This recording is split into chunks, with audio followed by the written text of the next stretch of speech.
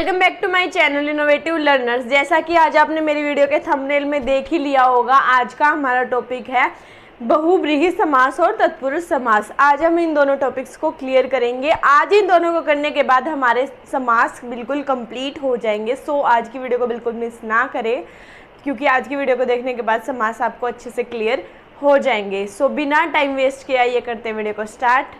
तो आइए चलिए देखते हैं बहुब्रीहि समास को। बहुब्रीहि का मीन्स क्या होता है? बहुब्रीहि समास वो समास होता है जिसमें ना तो पहला पद प्रधान होता, ना ही दूसरा पद प्रधान होता। ना पहला प्रधान ना दूसरा प्रधान, पहले और दूसरे को छोड़कर कोई अन्य पद प्रधान होता, कोई अन्य यानी कि थर्ड, तीसरा पद प्रधान होगा। तीसरा पद प्रधान समास कौन सा होगा? बहुब्रीहि। ठीक है, जो इसमें दिख नहीं रहा, जो भी आपको मतलब कि जिसके बारे में बात हो रही है, आपको इन लेटर्स में नहीं दिखेगा, इनडायरेक्ट उसको पॉइंट आउट किया जाएगा। इनडायरेक्ट जिसको पॉइंट आउट किया जाएगा वो होगा कोई थर्ड पर्सन, और उसी को बोलते हैं आप बहुब्रीहि समास। तो इसमें क्या हो जाएगा? अन्य पद प्रधान समास। अन्य पद प्रधान समास। बहुब्रीहि समास क्या होता है? जिसमें कि अन्य पद प्रधान हो, यानी कि पहले और दूसरे पद को छोड़कर कोई अन्य तीसरा पद इसमें क्या मिलेगा? आपको प्रधान मिलेगा। उसकी डोमिनेंस आपको इस समास में मिलेगी तीसरे पद की। सो इसके कुछ एग्जाम्पल्स देखते हैं अभी। आइए करते हैं इनके एग्जाम्पल्स को। फर्स्ट जो आपको दिख रहा है, क्या दिख रहा है? दशानन। दशानन, दशानन किसके लिए यूज होता है? दशानन मीन्स जिसके 10 मुख यानी मुंह थे, वो कौन था? रावण। तो ये 10 मुंह वाला कौन था? रावण। रावण का नाम इसमें छिपा नहीं हुआ, इनडायरेक्टली रावण को पॉइंट आउट किया गया कि 10 सिरों वाला कौन था? रावण। तो थर्ड पर्सन हो गया रावण। तो बहुब्रीहि समास में क्या होता है? थर्ड पर्सन की तरफ इंडिकेशन यानी कि इशारा होता है। Next is Neelkanth. नीलकंठ किसके यूज करते हैं हम? शिव जी के लिए। शिव जी के लिए नीलकंठ। Next is Trinetra. तीन नेत्र किसके हैं? शिव जी के। तो त्रिनेत्र किसके लिए यूज होगा? शिव जी के लिए। Next is Mahadev. महादेव भी कौन है? शिव जी। तो ऐसे लगा दिया मैंने। गजानन। गजानन मीन्स, गज का मीन्स क्या होता है? हाथी। आनन का मीन्स होता है मुख या फिर मुंह। हाथी का मुंह किसको लगा हुआ है? गणेश भगवान को। तो गजानन किसके लिए होगा? गणेश भगवान के लिए यूज। नेक्स्ट है देवश्री। देवश्री भी हम किसके लिए यूज करते हैं? गणेश जी के लिए। देवों में सबसे श्रेष्ठ या फिर किसी काम की शुरुआत होती है, सबसे पहले किसे पूजा जाता है? सबसे पहले गणेश भगवान को पूजा जाता है। तो देवश्री कौन है? गणेश जी। गणेश भगवान को ही हम देवश्री बोलते हैं। Next is Pankaj. पंख का मीन्स क्या होता है? कीचड़। पंख का मीन्स क्या होता है? कीचड़। और जय का मीन्स होता है जन्म लेना। जय का मीन्स क्या होता है? जन्म लेना। जय क्या संस्कृत की क्रिया है, धातु है। तो पंख के साथ संस्कृत की धातु जय लगी हुई है। पंख ज, कीचड़ में जन्म लेने वाला। कीचड़ में कौन पनपता है? कमल का फूल। नेक्स्ट है जलज। जलज भी किसके लिए यूज होता है? कमल के लिए। पानी में भी कौन होता है? कमल का फूल। नेक्स्ट इज वीणा। पाणी। जिस वीणा का मीन्स एक इंस्ट्रूमेंट होता है बजाने वाला, और पानी का मीन्स क्या होता है? हाथ। पानी का मीन्स क्या होता है? हाथ। जिसके हाथ में वीणा हो वो कौन है? सरस्वती देवी। विद्या की देवी कौन है? सरस्वती। हम पढ़ने वालों के लिए सबसे जो पूजनीय है वो कौन है? सरस्वती देवी, विद्या की देवी। नेक्स्ट इज चतुरानन। चतुरानन मीन्स चार। चतुर का मीन्स होता है चार, आनंद का मीन्स होता है मुंह। जिसके 4 मुंह थे वो कौन थे? विष्णु। चतुरानन हम किसके लिए यूज करेंगे? विष्णु के लिए। सो ये सारे एग्जाम्पल्स किसके थे? आपके बहुब्रीहि समास के। बहुब्रीहि समास में आपको जितने पर्यायवाची वगैरह ये सब कुछ आपको किस में मिलते हैं? बहुब्रीहि समास में। इनडायरेक्ट इंडिकेशन होता है, फर्स्ट और सेकंड पर्सन को छोड़कर कोई थर्ड पर्सन ही जिसमें प्रधान होता है, वो होता है आपका बहुब्रीहि समास। सो यहाँ तक आपको क्लियर हुआ होगा आई थिंक। सो आइए चलते हैं अब तत्पुरुष समास को डिस्कस करते हैं। आइए अब हम डिस्कस करते हैं तत्पुरुष समास को। तत्पुरुष समास को मैंने आपको पहले भी बताया था। तत्पुरुष समास में दूसरा पद यानी कि उत्तर पद प्रधान होता है, जैसे कि द्विगु और कर्मधारय समास के अंदर होता है, वैसे ही तत्पुरुष में। मैंने आपको एक बात बताई थी कि द्विगु और कर्मधारय को किसका एग्जाम्पल, किसका पार्ट माना जाता है, तत्पुरुष समास का। वो किस बेसिस पर माना जाता है, क्योंकि उन दोनों के भी सेकंड जो पद है, उत्तर जो पद है, वो प्रधान पाया जाता है। तो इसी बेस पर तत्पुरुष समास को दो पार्ट्स में डिवाइड किया गया है। फर्स्ट इज समानाधिकरण तत्पुरुष समास,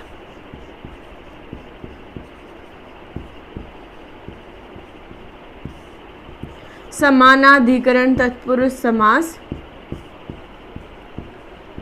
नेक्स्ट है व्याधिकरण तत्पुरुष समास, व्याधिकरण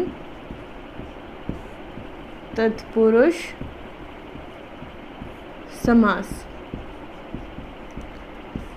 ठीक है, समानाधिकरण जो तत्पुरुष समास है, इसके अंदर ही जो दो फर्दर कैटेगरीज हैं, कौन सी, कर्मधारय तत्पुरुष समास, कर्मधारय तत्पुरुष समास और द्विगु तत्पुरुष समास। कर्मधारय तत्पुरुष समास एंड नेक्स्ट क्या हो जाएगा आपका, द्विगु तत्पुरुष समास।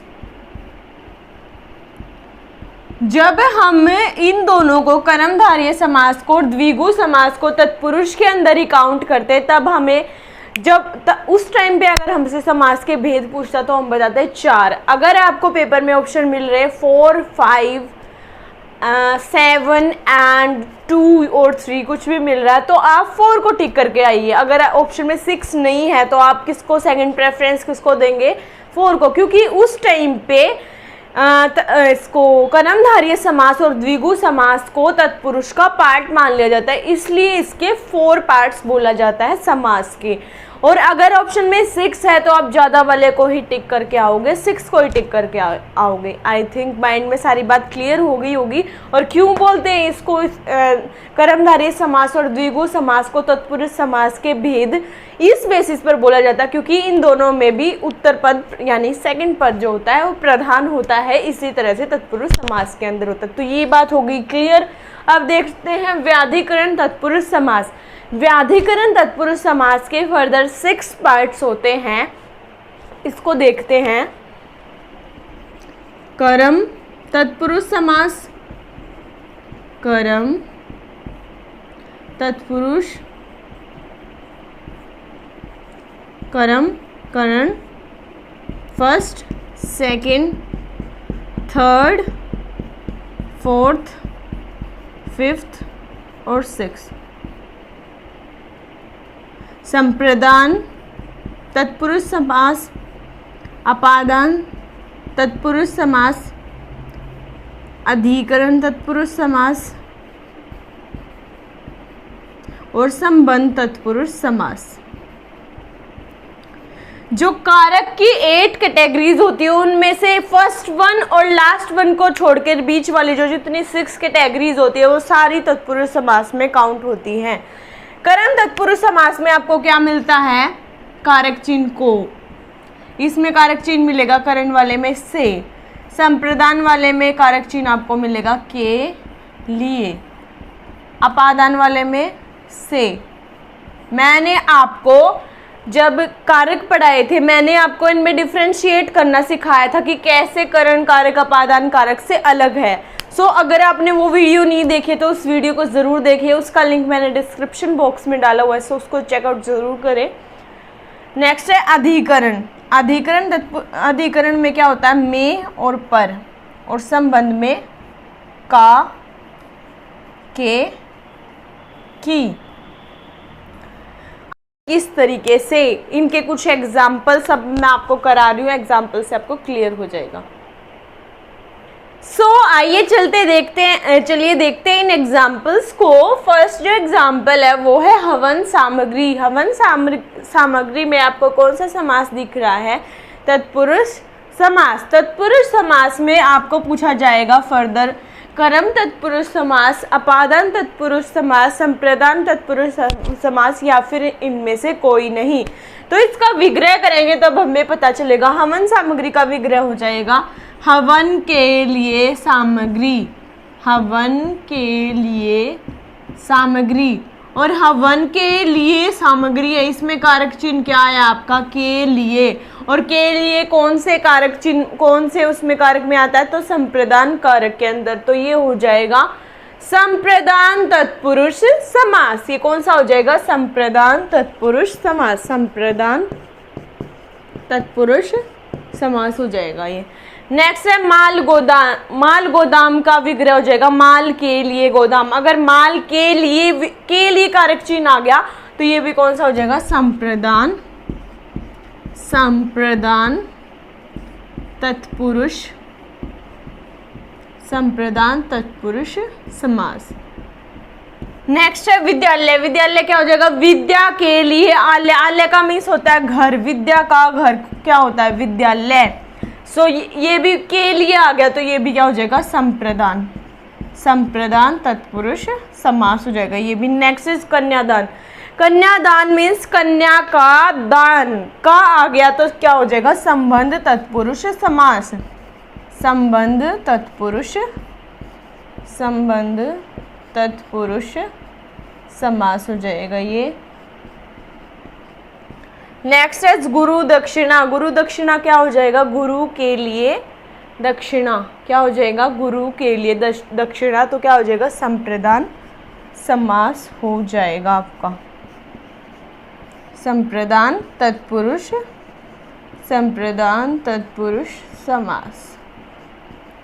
सो एग्जाम्पल से आपको क्लियर हो गया होगा कि कैसे तत्पुरुष समास से आपको क्वेश्चन किए जाते हैं आपसे और कैसे उन क्वेश्चंस के साथ डील करना है एंड उनके पार्ट्स में से इस तरीके से आपसे क्वेश्चन पूछे जाते हैं।